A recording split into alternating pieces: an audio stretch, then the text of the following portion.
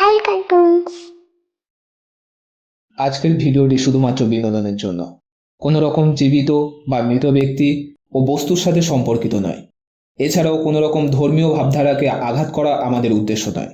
শুধুমাত্র বিনোদন নিতে আমাদের এই ভিডিওটি দেখুন এবং কোনো রকম সমস্যা হলে ভিডিও থেকে দূরে থাকুন। ধন্যবাদ।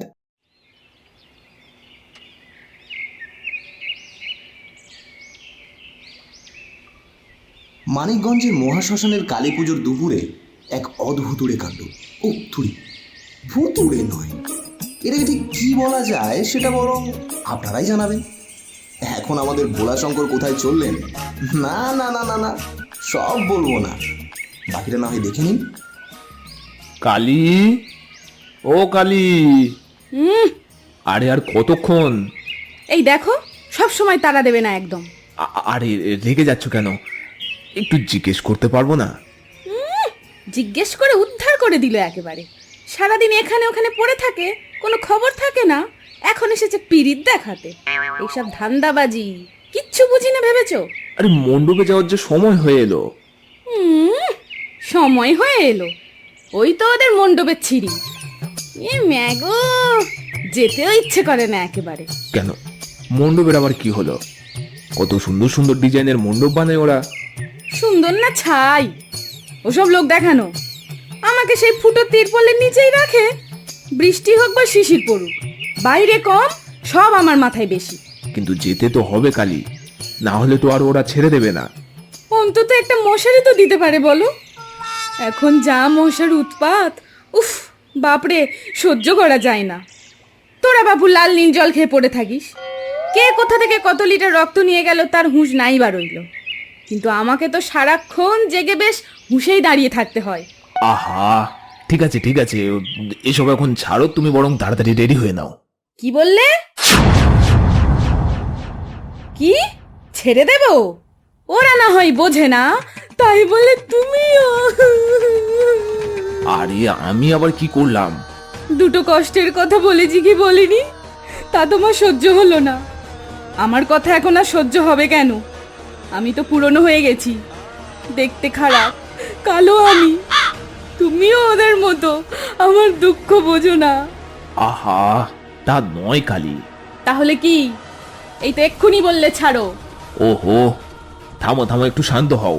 কথায় কথায় এমন রেগে গেলে চলে? আমি শুধু বললাম সময় চলে যাচ্ছে, এখন এইসব কথা না বাড়িয়ে তাড়াতাড়ি রেডিটা হয়ে নাও। হ্যাঁ সেই তো, এখন খুব তাড়া। ওইসব নেশাখোরদের কাছে যাওয়ার জন্য দম একেবারে ফুলে উঠছে তোমার। সব কটা গাঁজাখোর মাতাল, যত সব। এই দেখো, আমাকে যা বলার বলো, আমার ভক্তদের কিন্তু কিচ্ছু বলবে না। চুপ করো তো, ভক্ত না ছাই, যত সব ছাই পাশ গেলে সারাক্ষণ। দূর দূর, কাকে কি বলছি? যার ঘর সামলাতে হিমশিম, সে আবার পরকে নিয়ে কি বলবে? দেখো, ওরা আমার আপন লোক, খুব ভালোবাসে আমায়। ভালোবাসে? ওটা ভালোবাসা? নিজে তো উচ্ছন্নে গেছো, আর বাচ্চাগুলোকেও তাই শেখাচ্ছ। কেন বারণ করা যায় না? দুটো ভালো উপদেশ দেয়া যায় না? বলা যায় না, বাবারা ওসব ছাইপাশ গিলিস না। আমার ফুসফুস তো গেছে, কিন্তু তোদের কচি কচি ফুসফুস গুলোকে অন্তত বাঁচা। তা না করে এই বয়সেও তাদের সাথে বসে যাবে। শিষ্য শিষ্য বানাচ্ছে উনি। এই রে, এই যে হাওয়া গরম, খুব খচে গেছে মনে হচ্ছে। না না না, মানুষ হোক বা দেবী, এই মেয়েদের মেকআপ নিয়ে তো কিছু বলা যাবে না দেখছি। কি করি এখন, কি করি কি করি কি করি? হ্যাঁ, যা হোক বুঝিয়ে তো এখন ঘরের ভেতর তো পাঠায়, পরে যা হবে দেখা যাবে। আচ্ছা, এবার ওদেরকে গিয়ে সব বুঝিয়ে বলে দেবো। তুমি এখন যাও যাও যাও যাও, তাড়াতাড়ি রেডি হয়ে এসো। ও, আর একটা কথা বলো। বলি, মুন্ডমালাগুলো আছে নাকি কিছু এনে দেব? না থাক, এখন আর এত খরচ করতে হবে না। এমনিতেও অনেক বাজে খরচ হয়ে গেছে। আপাতত আগের বছরের গুলো নতুন আছে, ওগুলো দিয়ে একটা বছর চালিয়ে নেব আমি। আচ্ছা ঠিক আছে, এখন তবে যাও, তাড়াতাড়ি রেডি হয়ে এসো। মণ্ডপে মণ্ডপে তো যেতে হবে, আমি বরং ততক্ষণ বাইরে অপেক্ষা করছি।